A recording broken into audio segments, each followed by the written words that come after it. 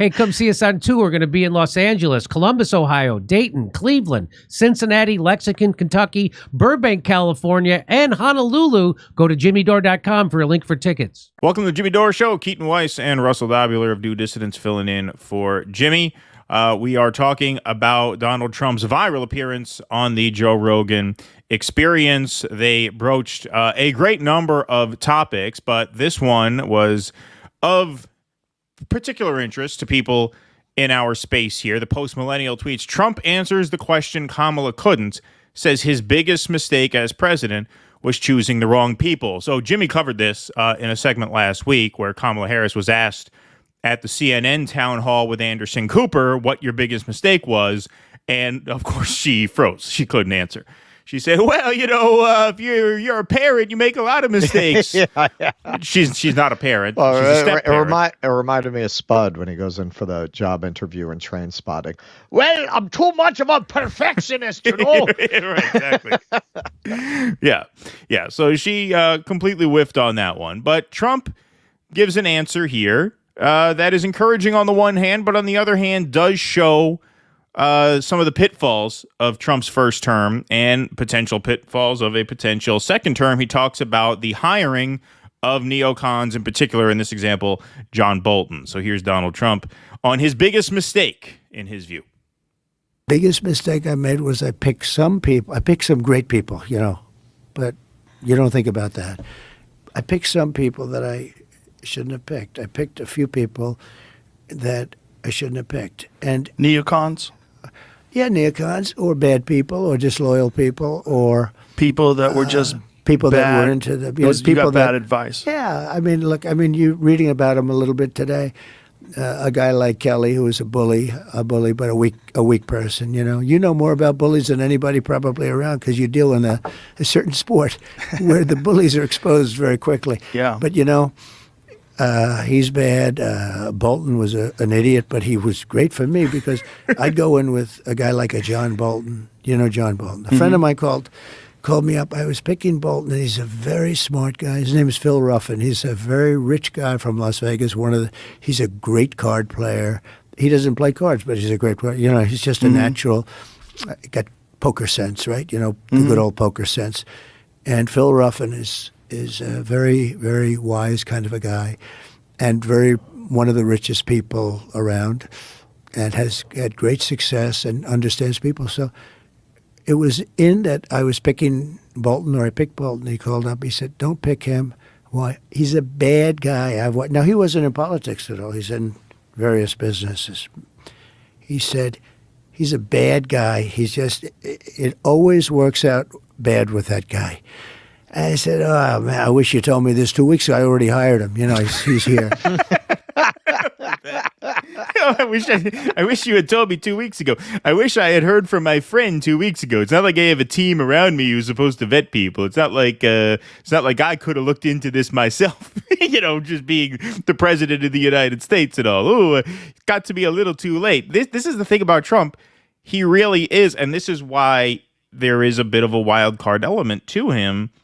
And this is what makes him dangerous if the wrong people have his ear, because he really adopts the point of view of whoever has his ear at the moment. He's like a Cosmo Kramer type, Right. Kramer gets the job at the mall Santa, and the guy playing the elf, or not the guy playing the elf, whoever. Elaine's boyfriend convinces him that he should be a communist, and then he becomes a communist overnight, right? That's like Trump. Like whoever has his ear at the time is who he listens to. Now, unfortunately, it seems like the Adelsons have his ear pretty good, not to mention the 7-figure checks that they're writing him now.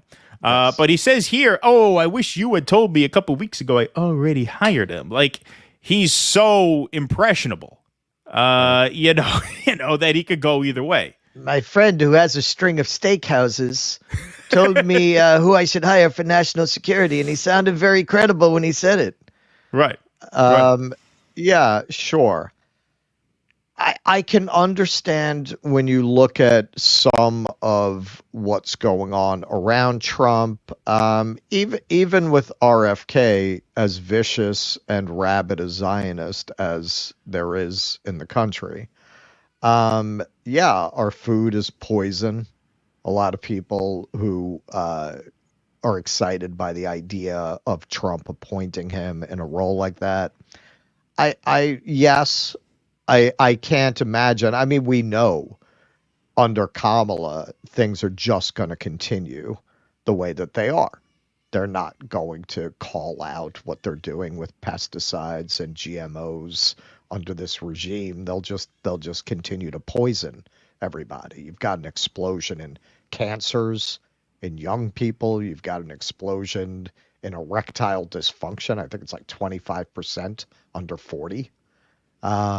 Present company accepted. Congratulations on the About new to say, baby. way to blow up my spot. Yeah. Yeah. Well, yeah. I mean, guys like you are going to be very much in demand very soon. Yeah. At the rate that we're going. So I had yeah, to lower no. my chair because my chair, so that I had some room under there, under the table. Yeah. Well, you can't get them too hot. Yeah. You can't heat them up too much. That's why tight jeans went out. This is why we don't cover Laura Loomer on the show. We stay off yes. that topic for that reason. We have to. Yeah. Dangerous. Yeah, Got a lot of very expensive equipment here. Yes. Don't want to knock into anything. We can't mess around with that. Yeah. There are a lot of things that the Trump campaign is touching on that they call conspiracy theories that are clearly not. So yeah, I understand why people feel in the end it's the lesser of two evils. For me, I'm not blowing him up. He said this in public. As for Jimmy, as for Keaton, genocide is just a red line. I personally just cannot support anybody who supports a genocide. But in the end, you look at him and Kamala. With Trump, you feel like he's working for the job. You think he wants the job. He's going to sit there for 3 hours having this wide-ranging interview with a podcaster who's known for having wide-ranging interviews that might get into whales and all kinds of things, and he sat for that. You feel like with Kamala, it is purely consultant-driven and really deep state-driven. It's just she is what the deep state, what the military-industrial complex has been working towards since Kennedy, a perfect avatar who will never cross them. Yeah. Now I want to play the rest of this clip here because the rest of this clip, first of all, I'll back it up a little bit because I want to play that thing again. I wish you had told me earlier. But the end of this clip really shows you why Trump is able to sort of have it both ways with a lot of people. Why he, is definitely, a bidder of the empire, but at the same time is able to come off as more dovish in a weird way. And we'll get to that in just a second. Here's some more of this video. Out bad with that guy. I said, "Oh man, I wish you told me this 2 weeks ago. I already hired him. He's here," and he was right. But he was good in a certain way. He's a nut job, and every time I had to deal with a country, when they saw this whack job standing behind me, they said, "Oh man, Trump's going to go to war with us." He was with Bush when they went stupidly into the Middle East. So there are Trump's sort of political skills on display. In 2016, people said, well, Trump is a good businessman, but a bad politician. I said, no, it's always been the opposite. He's always been, a fairly lousy businessman, but actually a very talented political actor, because when he phrases something like that, you see how he's having it both ways, right? On the one hand, you can look at this and you could say, how could anyone with any claim to any kind of anti-war bona fides let John Bolton within miles of your White House, right? Right. But on the other hand, he makes this rationale for it. Well, because I have this lunatic on my arm, when I go to negotiate with people, they're afraid that I'm going to sick the lunatic on them, and that makes them more inclined to negotiate with us. The madman theory, yeah. Right, the madman theory. So which is it? Which do you believe? Which does he believe? Which did he believe in the moment? In the moment, he wished his friend had told him earlier not to hire him, right? So is he just spinning a line of bullshit now to sort of justify it in reverse? Perhaps, But this is how he is able to both run to Hillary's right and her left in that campaign. Right. This is how he's Right. able to get to your right and your left.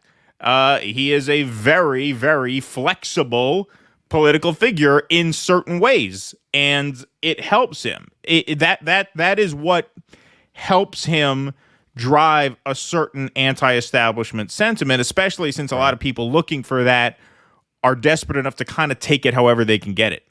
And so I think that demonstrates one of the keys to how he's been as successful as he's been. Sure. And I think he can lay some claim, that's kind of what I was touching on, to being the only figure on offer fighting against who can plausibly be elected. Fighting against what really looks like an anti-human agenda. Like what Kamala represents is this very WEF Davos agenda that a lot of people speculate on what it's about. I actually at the brunch yesterday at Scott Ritter's brunch, I said, yeah, I think they're trying to get rid of us. Like, why is all the food poison? Those pictures go around of people in the 70s not being fat, and I was a child in the 70s. People weren't eating health food. They were eating worse than they do now. Like today, people in New York who eat hot dogs, it's only the tourists. When I was a kid, people would have 2 hot dogs and a Coke for lunch. Right. But they weren't fat like that. So what's in the food now that is making people like this? So, yeah, the Trump campaign has kind of like put together a coalition of people like RFK, like Tulsi Gabbard, who are speaking about that agenda. I wish their own agenda was better in many areas, particularly regarding Israel. If it was, God, man, it would make life so much easier. I would love to support a major party. I remember what that was like. You felt like you could win.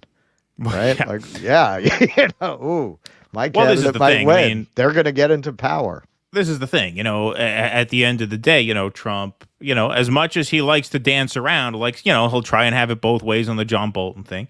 He's on camera last week saying Biden's trying to hold BB back. He should be doing the exact opposite. Okay, so what that means is that if you're going to try and really advocate full-throatedly for this guy as the lesser evil, you better be prepared to answer for him when he wins, takes office, and just bulldozes Gaza. Now, you could say, well, isn't Kamala doing the same thing?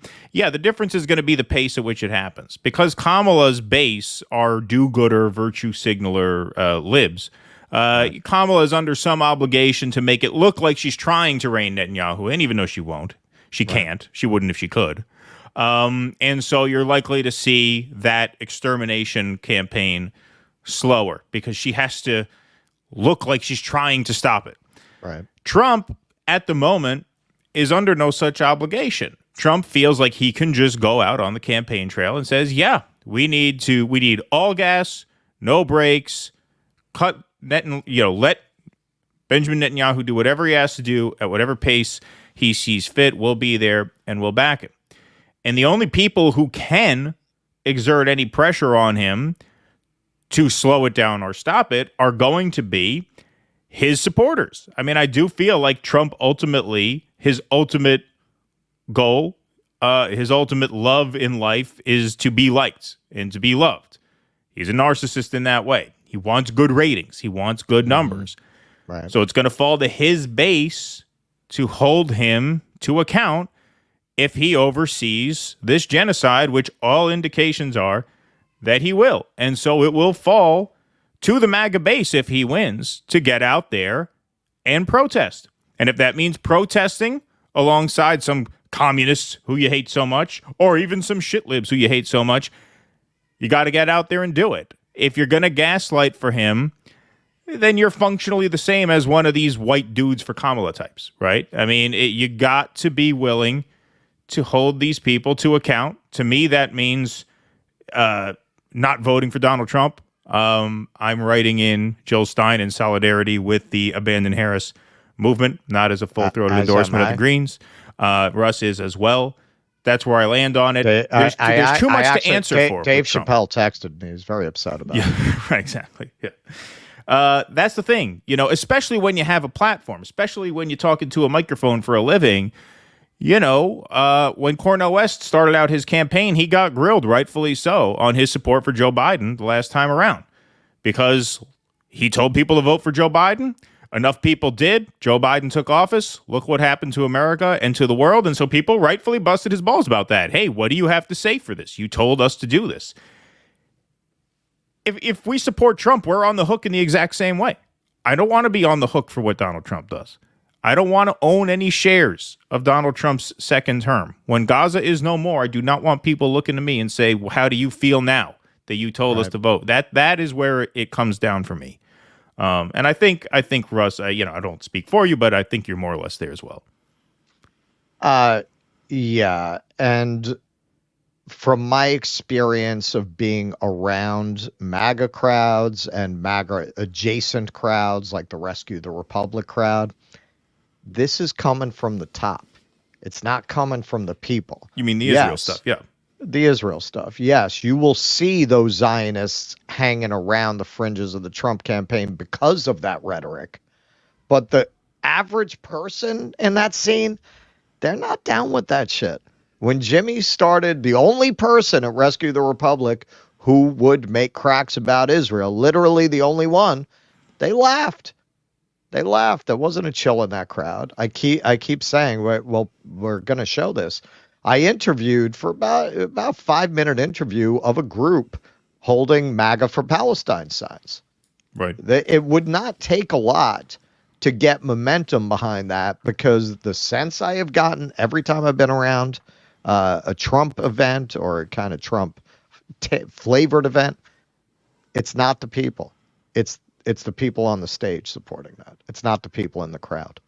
Yeah, well, we're going to show Rudy Giuliani's speech at Madison Square Garden, full-bore, psychotic, warmongering, pro-Israel speech. And if you notice the crowd in back of him, they're not exactly digging it. Hey, have you heard about the new superfood that seems almost too good to be true?